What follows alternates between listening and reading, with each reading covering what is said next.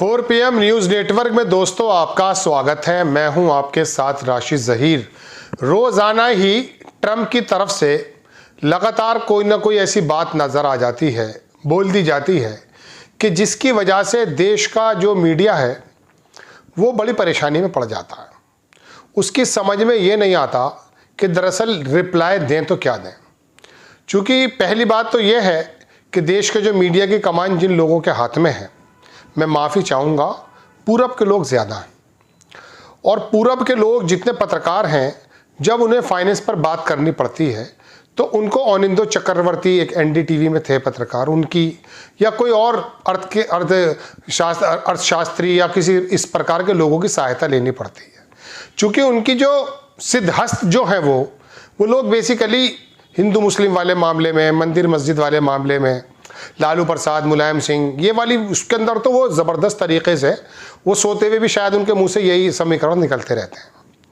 लेकिन असल में जो जियोपॉलिटिक्स है, आर्थिक मुद्दे जो हैं, वो उनकी समझ में थोड़ा कम आते हैं। अब अगर आप देश के बड़े बड़े पत्रकारों से बात करें कि साहब ये क्या चल रहा है, तो वो थोड़ी अनभिज्ञता जाहिर करेंगे। उनके पास ज़्यादा शब्द नहीं है। कुछ लोग हैं ऐसे, मैं सबको तो नहीं कह रहा हूँ। लेकिन बात यह दोस्तों कि ट्रंप की तरफ से जो रोज़ाना और ट्रंप सरकार की तरफ से जो रोज़ाना मोदी या मोदी सरकार पर डायरेक्ट या इनडायरेक्ट वे में हमले हो रहे हैं, उससे आपको एक लड़ाई साफ नज़र आनी चाहिए। पहले तो 1-1.5 मिनट में मैं ये अपना मौक़िफ़ क्लियर कर दूं कि दरअसल ट्रंप जो इस समय आए हैं, एलन मस्क आप जानते हैं, अभी यूक्रेन की बात चल रही थी, अचानक एलन मस्क के बारे में कहा गया कि उसने कहा कि मैं स्टार लिंक बंद कर दूंगा विदिन 24 आवर्स।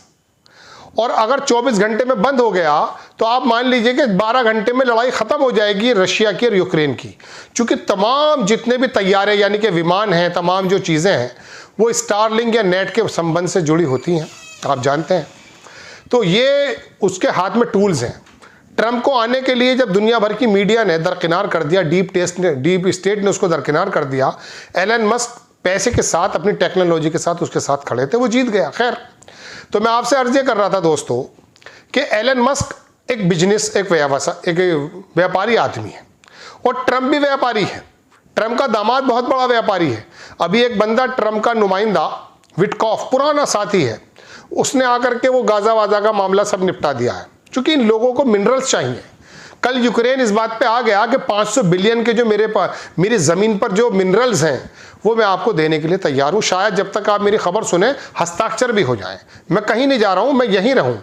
तो मिनरल्स ग्रीनलैंड में हो, पनामा में हो, कोलंबिया में हो, या यूक्रेन में हो, या गाज़ा के आसपास हो, इस समय व्यापारियों की नज़र वहाँ है। तो इस बात से आप बिल्कुल साफ समझ लीजिए कि ट्रंप और एलन मस्क और उसकी पूरी जमात का जो ताल्लुक है वो दरअसल बिजनेस से है। कल मालूम है आपको 5400 लोग पेंटागन से निकाल दिए, 9.5 लाख वहाँ कार्यरत हैं, कार्य करते हैं। उसमें से लगभग 80,000 लोग वहाँ से निकाले जाने हैं। उनका कहना है लोगों को कम करो, मशीनें आ गई हैं साहब। तो अब जो दुनिया है वो बिजनेस व्यापारियों के हाथ में बिल्कुल ऐसे जा रही है, डीप स्टेट से अलग।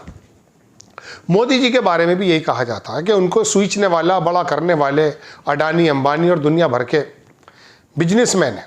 बल्कि टाटा के मैं बारे में 2007-8 की बात बताऊं आपको, या 10 से पहले की, बहुत मोटी रकम भारतीय जनता पार्टी को दी गई इलेक्शन लड़ने के लिए।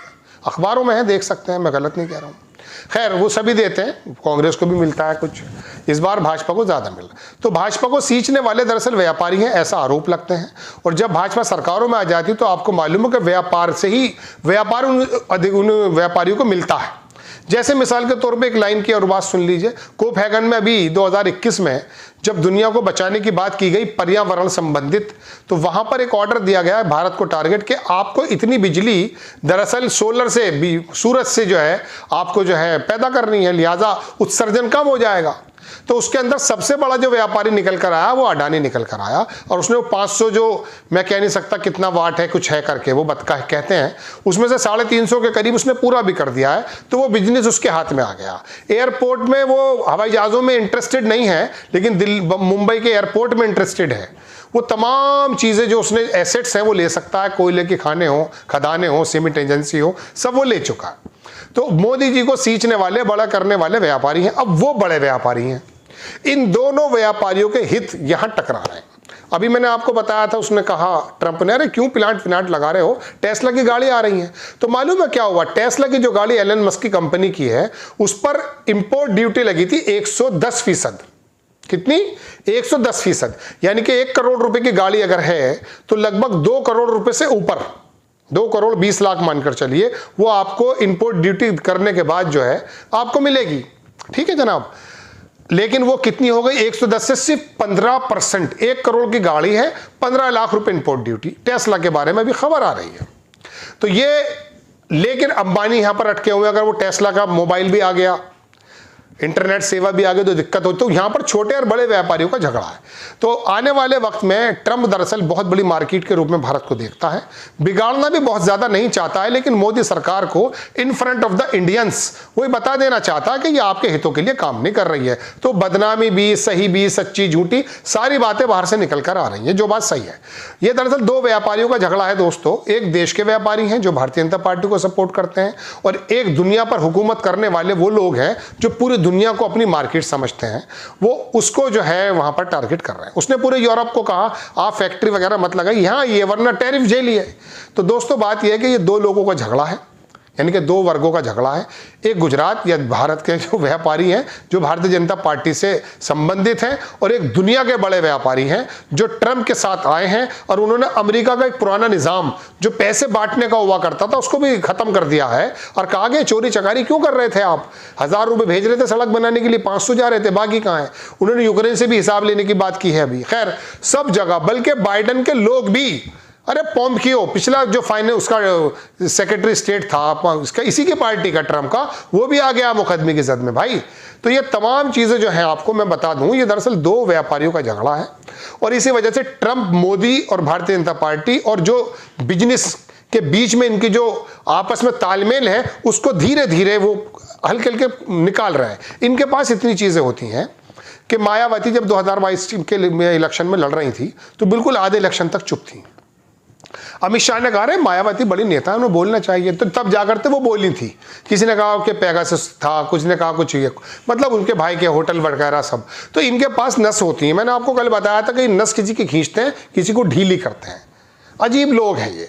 तो ये पूरी दुनिया के व्यापारियों का, इनका लोगों का मामला है। आप सोचते ये हैं कि भाई मैं तो देश का बड़ा जबरदस्त भक्त हूं, लिहाजा मैं तो विश्व गुरु को वोट दूंगा।